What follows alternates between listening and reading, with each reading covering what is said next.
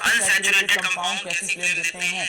Yellow flame देते हैं, सूटी फ्लेम देते हैं, येलो एंड सूटी फ्लेम, क्योंकि इनका इनकम्प्लीट कंबशन होता है। फिर draw all the possible straight chain structures of this compound. अब इसके हमें आइसोमर्स बनाने हैं। All the possible straight chain C3H4 यानी डबल बॉन्ड, 1 2 3।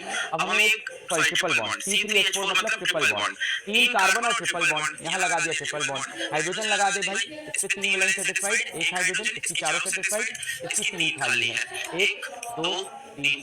एक स्ट्रक्चर ये बन गया। दूसरा क्या बनाओगे आप? कई बच्चे सोच रहे होंगे कि जो दूसरा स्ट्रक्चर बनाऊंगा वो मैं ये बना दूंगा, C ट्रिपल बॉन्ड C और C। ये पिछली बार उस तरफ ट्रिपल बॉन्ड था, इस बार इस तरफ, दोनों एक ही चीज है, दोनों एक ही चीज है। ये आप नंबरिंग में सीखोगे, यहाँ पे नंबरिंग यहाँ से होगी, यहाँ पे नंबरिंग यहाँ से, दोनों सेम कंपाउंड है, तो ये नहीं बनेगा। तो दूसरा आइसोमर क्या बनेगा? मास्टरिक का दूसरा आइसोमर क्या बनेगा? ध्यान से समझाइए। जहां भी जिंदगी में एक ट्रिपल बॉन्ड दिख जाए, जहां भी जिंदगी में एक ट्रिपल बॉन्ड दिख जाए, ये इक्वल होता है 2 डबल बॉन्ड के। इसको हम लोग आगे पढ़ते हैं, जब आईटी की पढ़ाई करते हैं तो उसमें इसको बोलते हैं DBE, double bond equivalent. Double bond equivalent. एक ट्रिपल बॉन्ड का मतलब 2 डबल बॉन्ड बन सकते हैं, और 2 डबल बॉन्ड का मतलब 2 चेन भी बन सकती है। इसका मैं चेन वाला कंपाउंड भी बना सकता हूँ। तो इसमें 2 चेन 3 कार्बन बनेगी क्या? 1 2 3 नहीं बन पा रही, पर चेन और मतलब बनाने को बहुत कुछ बनाऊंगा। खैर एनीवे, 2 डबल बॉन्ड, तो 1 2 3, यहाँ डबल बॉन्ड, यहाँ डबल बॉन्ड, देख हो गया। अब इसका हाइड्रोजन लगा लेना, और क्या इसका हाइड्रोजन लगा लेना, एक ये बन सकता है, तो एक ये बन सकता है, एक ये बन सकता है, इसका हाइड्रोजन लगाना। एक ट्रिपल बॉन्ड का कंपाउंड, एक डबल बॉन्ड का कंपाउंड। अब कहोगे सिलेबस, अरे सिलेबस में क्या है भाई? डबल बॉन्ड लगाना था, मैथ लगानी थी, मैथ करे तो आईआईटी नहीं पढ़ा रहे हैं, सिंपल सी बात है। आ जाओ भाई, यहाँ पे केमिस्ट्री होता है समाप्त। अब हम चल रहे हैं फिजिक्स में, और फिजिक्स में पहला हमला हम करने जा रहे हैं इलेक्ट्रिसिटी पे, सबसे डिफिकल्ट, सबसे हाई वेटेज। 5 नंबर का सवाल सर्किट का आएगा, और अपन अब सर्किट की ऐसी तैसी कर देंगे, सर्किट तेरी ऐसी तैसी। आ जाओ, आज सर्किट की ऐसी तैसी करते हैं, कल कहीं एग्जाम में सर्किट हमारी ऐसी तैसी ना कर दे, डरना नहीं मेरे भाई, लड़ना है। आ जाओ, पहले इलेक्ट्रिसिटी का क्विक रिवीजन। तो यार फिजिक्स में तो क्विक रिवीजन बहुत आसान है।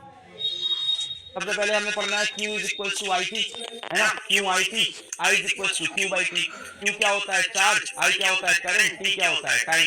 तो इसका हमें पढ़ना है पोटेंशियल डिफरेंस। पोटेंशियल डिफरेंस का फॉर्मूला क्या है? W is equal to V into Q, wait वो Q, याद कराएगा, QIT, और ये वेट वो Q, W जूल्स में, V वोल्ट में, Q कूलम में, V is equal to W/Q लिख देंगे। फिर हम लोग आ गए रेजिस्टेंस पे। रेजिस्टेंस क्या होता है? R is equal to ρL/A।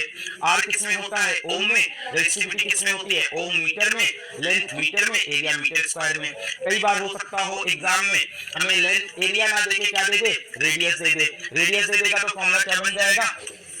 R is equal to ρL upon area की जगह क्या लिख दोगे? πr square. भाई ये एरिया कितना होगा? πr स्क्वायर, तो एरिया की जगह πr स्क्वायर। कई बार रेडियस ना देके डायमीटर दे दे, तो रेडियस कैसे निकलेगा? d/2। इस तरह से अपन कर सकते हैं। अच्छा, कुछ पॉइंट हमें याद रखने हैं रेजिस्टिविटी के बारे में, कि रेजिस्टिविटी जो होता है ये किसकी प्रॉपर्टी होता है? मटेरियल की प्रॉपर्टी होता है। शेप साइज पे डिपेंड नहीं करता, length area radius, length area radius diameter, बढ़ाओ घटाओ, रेजिस्टिविटी को फर्क नहीं पड़ता। इंपॉर्टेंट पॉइंट है, याद रखना, कल पेपर में छपेगा। अच्छा, रेजिस्टिविटी सबसे ज्यादा इंसुलेटर की, फिर एलॉय की, फिर मेटल की। टेम्परेचर बढ़ाने पर रेजिस्टिविटी बढ़ती है और रेजिस्टेंस भी बढ़ता है। यूनिट क्या होती है? ओम मीटर। टेम्परेचर बढ़ाने पर क्या होता है? रेजिस्टेंस भी बढ़ता है, रेजिस्टिविटी भी बढ़ती है। If you increase temperature, then resistivity increases, resistance increases. Mainly for metals and alloys. Semiconductor में नहीं करती, पर आपके सिलेबस में वो नहीं है। फिर हम लोग आ गए ओम्स लॉ में। ओम्स लॉ हमसे क्या कहता है कि अगर हमारे पास कोई कंडक्टर है, उसके 2 एंड से अक्रॉस पोटेंशियल डिफरेंस V है और करंट I फ्लो कर रहा है, तो हम क्या बोल सकते हैं? V is directly proportional to I, और इक्वेशन क्या बोलती है? V is equal to IR। V volt में होना चाहिए, I एम्पियर में होना चाहिए, R ओम में होना चाहिए। फिर हम V वी आई की हम स्लोप बनाते हैं, वी आई का ग्राफ बनाते हैं। ओम्स लॉ का अगर हम ग्राफ बनाएंगे, ओमिक कंडक्टर का ग्राफ बनाएंगे, तो वी आई ग्राफ कैसा बनता है? स्ट्रेट लाइन बनता है। ओम्स लॉ की कंडीशन क्या है? ओम्स लॉ की एक ही कंडीशन है, टेम्परेचर शुड रिमेन कांस्टेंट। अगर टेम्परेचर कांस्टेंट है तभी v is directly proportional to i। और डायरेक्टली प्रोपोर्शनल के बेटा जो ग्राफ होते हैं वो हमेशा क्या करते हैं? ओरिजिन से पास करते हैं। एग्जाम में पूछ रहे ओरिजिन से क्यों पास किया? बोलना क्योंकि v is directly proportional to i, that's it. बोलना डायरेक्टली प्रोपोर्शनल ग्राफ ओरिजिन से पास करते हैं, हमारे यहाँ ऐसा ही होता है, खत्म बात। अच्छा अब ध्यान से सुनो, वी आई ग्राफ में ये एंगल जितना बड़ा होता है रेजिस्टेंस उतना ज्यादा होता है, ये स्लोप जितनी ज्यादा रेजिस्टेंस उतना ज्यादा। बट इसी का जस्ट उल्टा ग्राफ बना दिया किसी ने, आई वी ग्राफ। इंपॉर्टेंट, एग्जामिनर आपको कंफ्यूज करने के लिए आई वी ग्राफ बना दे, आई वी ग्राफ बना दे तो एंगल जितना ज्यादा होगा रेजिस्टेंस उतना कम हो जाएगा। आई वी ग्राफ बना दे तो एंगल जितना ज्यादा होगा रेजिस्टेंस कम हो जाएगा, जितना एंगल ज्यादा करोगे रेजिस्टेंस उतना कम हो जाएगा। फिर हम क्या पढ़ते हैं? सीरीज और पैरेलल कॉम्बिनेशन ऑफ रेजिस्टेंस पढ़ते हैं। सीरीज हरी खाना है ए रखना मत कल, बच्चों का पेपर है। सुन लिया, डर गया। हाँ